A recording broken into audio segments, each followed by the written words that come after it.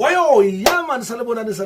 linjani, wagwan people, wagwan Zim Danzo family, wagwan everyone, Zim music family, nyandini hapa na madea DJ Shugetta, na baba harare, wa respond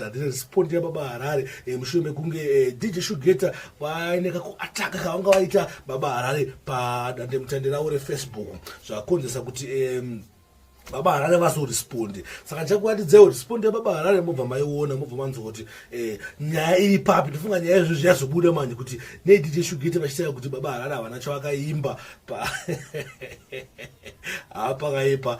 too much drama zandike vanhu munomu vanoshuta mafilimu asi because sanda kwadze umbowo wandinawo sanda kwatidzai response yababa harare nongoti kana pachinge paina tangosvika panapa paZim Reality ITV muzuva ranhasi nguva ino please don't forget to subscribe because panapa tinamba tichiunza zvinotapira tinamba tichiunza mutakunanzvo zvinenge zvichiitika mumativi mana ose enyika yeZimbabwe saka right neyakamira sungu ndofana muri kuona post iyo mushure mekunge DJ Shugetta waposta iyo responde zuri baba harare ndo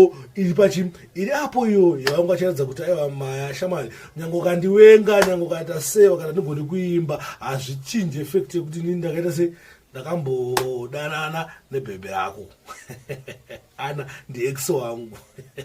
saka still pakaipa ndikuva mungozviona kuti nyaya dzacho ndedzebhebhi dzachatodzibata manje bhebhi kuti ibhebhi ndikukonzesa kuti payoeneke kusawirira pakati paana pakati pababa harare na DJ Shugetta saka ndo nyaya yanga ndikuatidzei ndo zvimwe zvinhu zviri kuitika mativi mana enyika yeZimbabwe ndo zvimwe zviri kuitika muZimbabwe zvatangwavha kuti tiuye tikupakurirei tikupei mutakunazvo nyaya dzakasiyana ndizvo zvachiitika izvozvizvi saka ndo zvangana ndikuonesei ndofunga waonawo vane nzeve dzekunzwa wanzwa don't forget to subscribe Zim Reality ITV kana kumaketa nesu kana pachinge paine zvamunoda kumaketa pachirongwa chino ichi munongondibata because ndiye inonzi muchiraundi yandiri kuita mazuva ano program ndobvetsitira maartist live tichitaura tichidiscussa